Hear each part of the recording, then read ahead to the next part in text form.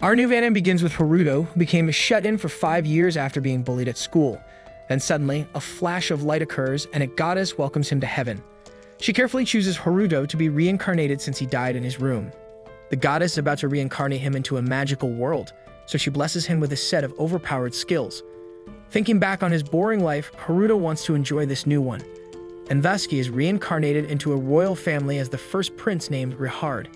His father is King Jilk, and his mother is a hero named Galt, who defeated the Demon King. However, when the court mage performs a magic aptitude test, they see that Haruto is only at level 2 with just barrier magic and no elemental magic. This would be considered a disgrace to the king and the hero if the public found out that their newborn is weak. So his own father and mother order their servant to silently dispose of Haruto, considering him trash. The goddess observes the situation and becomes worried. She tells her friend that she granted Haruto a level of 1002, but this world's level measuring device won't go above 2 digits. Moreover, she forgot to give him an elemental power. As a result, Haruto is thrown away into the woods. This goddess is a bit of a knucklehead. Anyway, in the woods, Haruto recalls the barrier magic that the mage mentioned, so he imagines it and the barrier appears. He can also freely change its format at will, so he uses the barrier on himself to fly up into the sky. Haruto is pleased with his powers because they don't even burn a little bit of his mana. Then Haruto lifts the whole area out from the ground and the wolf realizes she's totally screwed. She surrenders to him, but Haruto thinks his ears are ringing. Haruto still proceeds, and then the lady wolf speaks, surrendering a second time. Haruto realizes it was her speaking. Haruto introduces himself and explains to her that his father, the king, threw him away for having weak mana. But the wolf lady named Flo can see that Haruto has an enormous amount of mana that easily surpasses human limits. Seeing this, Flo mistakes Haruto for being a demon king, and Haruto goes along with her imagination, saying that he was a demon king in his previous life. Flo then waits for her punishment of death for trying to kill Haruto, but Haruto shows generosity and spares her life. Haruto uses his barrier to create a telepathic link between them to transfer their thoughts. Then, a man arrives claiming to be Haruto's relative. He came to save him and take him in, but Flo claims that Haruto is her master, so he belongs to her. His name is Gold, and he offers some milk for Haruto, but Flo refuses. Gold tells her that he lost his first child during childbirth, and Haruto was abandoned because he was weak. He wanted to save him because it doesn't matter to him if he's weak. He believes every child should have a chance to live. Hearing his backstory, Flo bursts into tears out of sympathy. Seeing her reaction, Gold offers to take her in as well. They come to a deal, and Flo agrees to his offer. Gold then breaks Haruto's basket to fool everyone into thinking Haruto died. With that, Haruto is adopted by Gold and his wife, Natalia. 9 years go by, and in that time, Haruto gets a little sister named Charlotte. However, it's clear she doesn't like him. Instead, she loves Flo and wants to play with her. But Flo disagrees as she needs to help Haruto. Haruto asks Flo to go with Charlotte, and she agrees. Natalia tells Haruto that Charlotte is perhaps shy around him because he's a boy but is carefree when she's with Flo. Natalia wants Haruto to be social since he's the heir of their family and suggests he do something special for Charlotte to bond with her.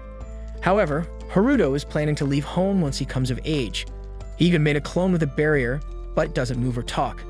If he were to go off on his own, naturally Flo would follow him, and if that happens, Charlotte would hate him for her entire life. Then Gold calls Haruto out to the yard because he wants to train him in swordsmanship since Haruto has the lowest amount of mana. Haruto knows he won't get away from it. Also, Gold is a seasoned warrior at the top-notch level, nicknamed Earth-Shattering Warhammer, so Haruto uses a barrier on himself to make up for his lack of physical strength. When Haruto tries to strike, Gold sees the powerful attack and dodges it in time because it's powerful enough to put a dent in the ground. Gold is surprised to his core. However, Haruto still thinks that he's at level 2 because when he tested himself, his level showed as 002. But even with that level, he can do anything he wants with his barrier magic, even if he lacks elemental power. Later that night, Natalia notices that Gold is lost in thought. Gold tells Natalia that he trained Haruto today, but after seeing his powers, he thinks Haruto might be a reincarnation of a demon. There are records that one of the royal family members got involved with a demon, so it could be possible that Haruto has demon traits in him. Since the demon wolf, Flo, considers him her master, it could be possible. However, both Gold and Natalia don't care and want Haruto to live a normal and happy life. While everything seemed to be going fine, one day Haruto heard a commotion outside. He saw through his surveillance barrier that his father's army had been seriously wounded by attackers. Haruto rushed to his father, and Gold told him it was the work of thieves who had attacked them out of the blue. Flea blamed Gold for his incompetence, which put Haruto in a bad mood. He healed almost all the wounded soldiers with his barrier magic, but didn't tell anyone he had done so. Later that night, when Haruto woke up to answer nature's call, he saw Flea standing outside his room. Haruto realized she was still upset because he had gotten angry at her earlier. She really was cute. Haruto apologized for losing his temper, and then he and Flea went outside. He used his surveillance barrier to locate the thieves who had attacked Gold and his army. Fortunately, one of his cameras spotted them, so Haruto quickly used his barrier to fly himself and flew to their location. Incidentally, Charlotte saw them flying away.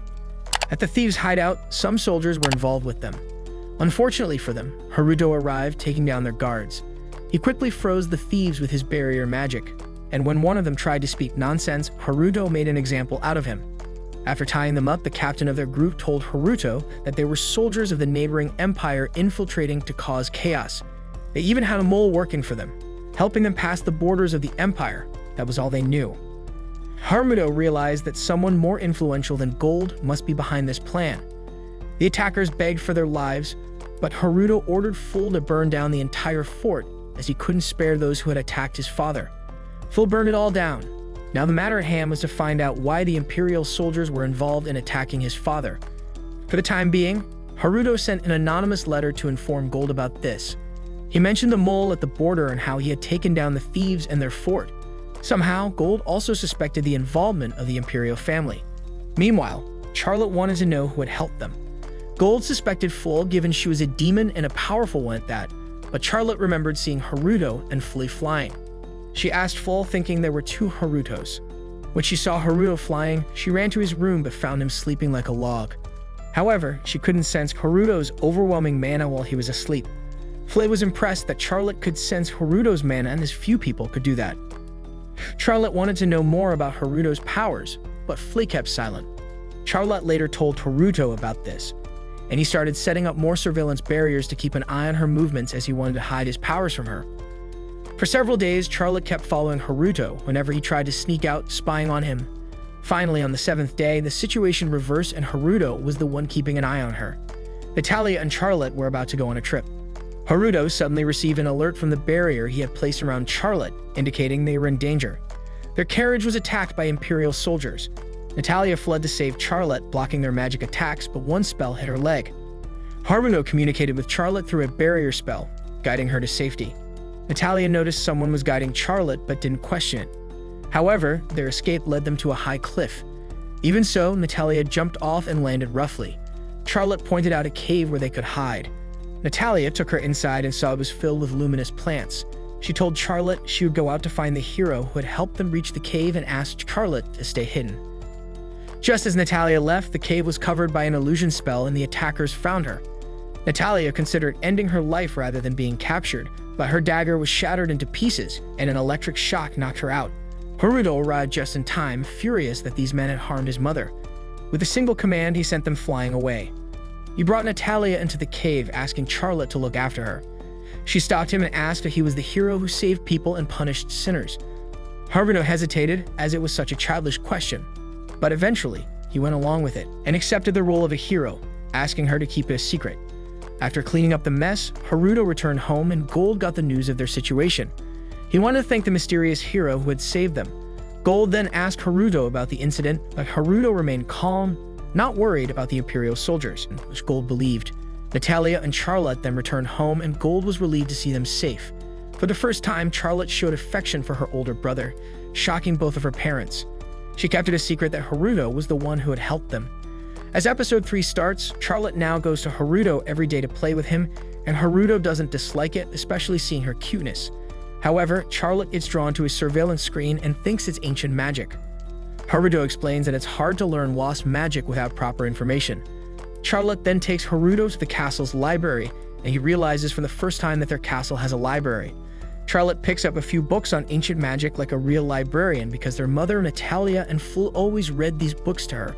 Since she can't read herself, she sits on Haruto's lap to read the book, but Haruto tells her to sit beside him on a chair. However, Charlotte is used to sitting on Flea's or her mother's lap while reading. Haruto begins reading the book and discovers that gods can travel between worlds, similar to the anime he used to watch in Japan. Hearing this, Charlotte becomes excited and wants to know more about anime. Haruto tries to explain that it would be difficult for her to understand, but she insists. So Haruto simply explains that anime is like moving pictures. Seeing Haruto's enthusiasm, Charlotte wants to see anime as well. Haruto is swayed by her cuteness, and after 2 weeks, she somehow brings Google into this world. Since there were many genres, Charlotte gets a bit confused, but she eventually chooses a magical girl anime and becomes instantly captivated by it. However, the anime is in Japanese, so she wants to learn the language even though she's still a child. Haruto goes along with it and teaches her the basics. She turns out to be a genius, mastering the language in just 2 hours, and soon she starts searching for word meanings on Google herself. 2 weeks pass in an instant, and Charlotte's love for anime grows fully, especially for zombie and Power Rangers type anime. Haruto doesn't want to let her watch anime all day long, but she looks so cute while enjoying her shows. However, it could affect her health, so as a big brother, Haruto decides to be a bit strict. Since she's becoming an otaku, Charlotte wants to start another season of anime, but Haruto stops her, setting a ground rule of watching anime for only 3 hours a day, as it's not healthy for a kid to watch that much TV. This comes as a real shock to her. At dinner, Charlotte is dozing off, so Gold asks Haruto what she's been up to as she spends all her time with him. Charlotte quickly gets up to tell them that she's studying ancient magic with Haruto. After dinner, Charlotte continues to follow Haruto with her puppy dog eyes for more anime, but Haruto is firm about the 3-hour rule. She can tags along in the bath because she has nothing else to do besides watch anime. Typical otaku behavior. Charlotte notices Haruto's royal birthmark, but she has no idea it's a royal mark and instead thinks it's a hero's mark.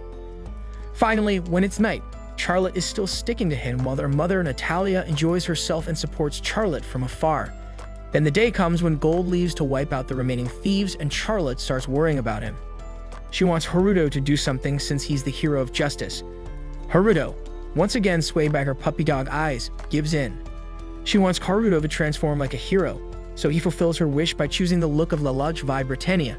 Charlotte wants to tag along as well, but Haruto refuses because it's dangerous, seeing her sad. Haruto gives her a live surveillance feed, which brightens her up. Haruto then finds those thieves and traps them with his barrier. It's way too easy. He confronts them to give Charlotte a live anime experience. After defeating them, Gold arrives and isn't hostile toward Haruto, asking for his name. Haruto, unable to come up with anything, names himself Still Pending. Honestly, it's the crappiest name and even Haruto knows it. Gold wants to know his motive, so Haruto has to go along with cheesy hero dialogue to make her happy. This cheesy hero, Still Pending, becomes an embarrassing reality with many heroic deeds. After a few days, Haruto successfully creates a working clone of himself, but it becomes a carbon copy. Charlotte, who is right there, becomes confused seeing 2 brothers. Then Haruto and Charlotte are called out because the crown prince and princess are visiting them. Haruto knows they are his blood siblings, but when Gold greets Princess Moran first, Prince Lise thinks Gold disrespected him for being second. Lise is a cocky brat, but Gold apologizes. Moran tells him to mind his manners, but the brat starts insulting his own older sister because he sees Moran as a tool for political relationships. Haruto can't believe what his royal mother and father have been teaching him. Prince Lise continues his tirade and looks down on Haruto because he's Gold's adopted son and a weak level 2. He gets cocky and challenges Haruto to a duel in the yard to teach him a lesson. Haruto notices that Lise is at level 9 and could max out at 40. Lise takes the first swing, but Haruto dodges it quickly. Lise then orders Haruto not to dodge because he wants to teach him manners, so Haruto complies. But no matter how much Lise attacks, Haruto's barrier protects him. Lise becomes frustrated and demands Haruto fight back. This is what Haruto wanted to hear. He gets back in the game and beats up Lise hardcore. Moran intervenes, telling Lise to stop because he's making a fool of himself. His ego hurt, Lise uses a fireball to harm Haruto, but Haruto cancels his spell. Once again, Moran tells Lise to stop, but he thinks Haruto is cheating because it takes an intermediate mage to cast Magic Absorb.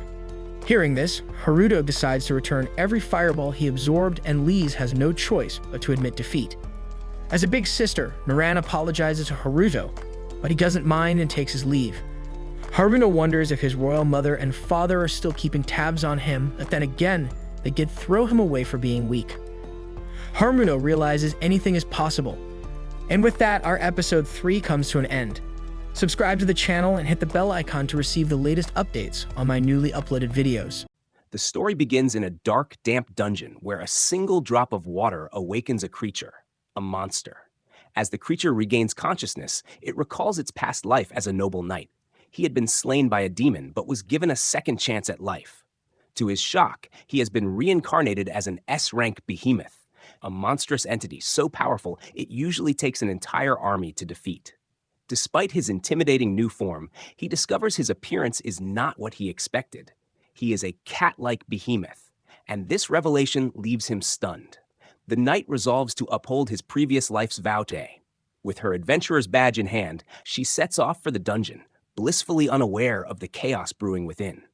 The behemoth begins testing his newfound powers.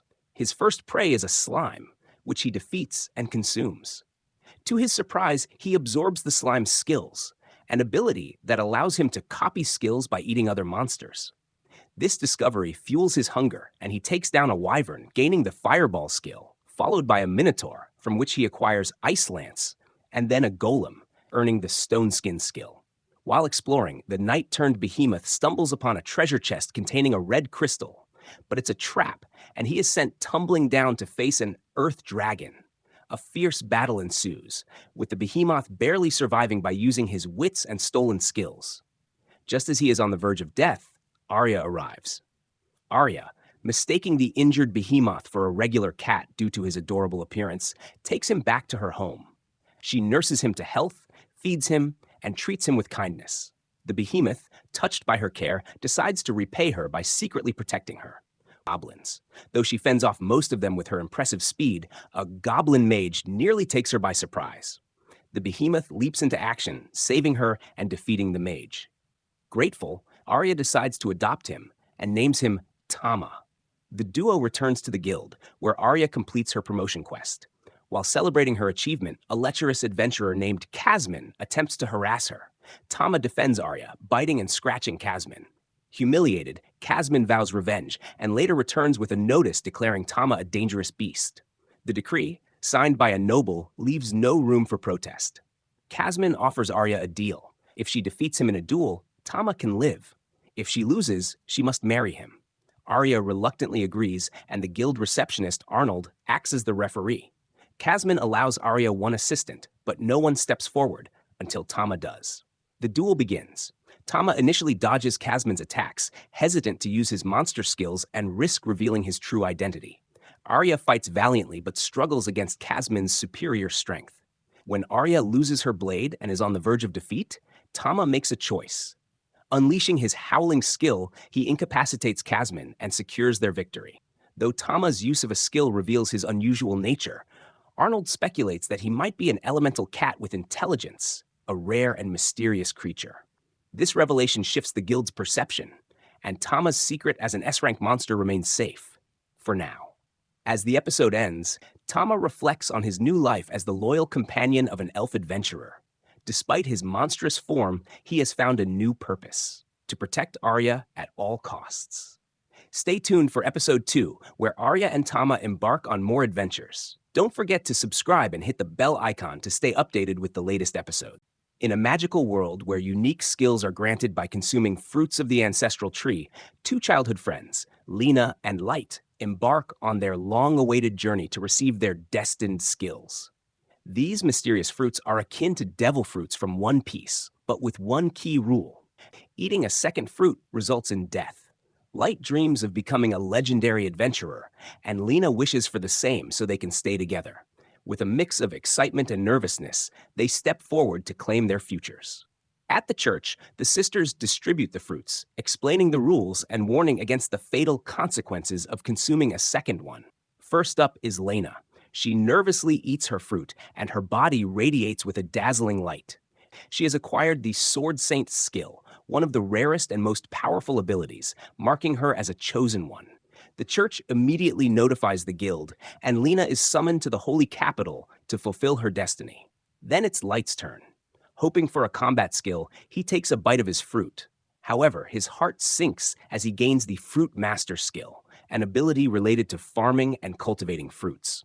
It's the opposite of what he wished for. Though disheartened, Lena promises to stay with him. But the sisters and the Empire insist she must leave immediately for the capital to train as the next Sword Saint. Reluctantly, she departs, leaving Light behind. 3 months later, Light has resigned himself to life as a fruit farmer, using his skill to grow and sell fruits at the market. He trains daily in the woods, clinging to the dream of one day catching up to Lena. Meanwhile, Lena has become a rising star in the capital, earning S-rank adventurer status and widespread fame. Light's only solace comes from Isa, an orphan the village chief brought to him. She helps him with the farm and makes his days a little brighter. However, tragedy strikes when Isa unknowingly uses the skill fruits from Light's separate stash to prepare dinner. Unaware of the danger, Light eats the meal and collapses. He remembers the fatal consequence of consuming a second skill fruit, but does not blame Isa for the mistake. To everyone's shock, Light survives. Not only does he recover, but he also gains a new skill, Sword God, which drastically enhances his attack power, magic resistance, and swordsmanship. Isa, who also ate the meal, awakens the appraisal skill, allowing her to see the hidden abilities of others.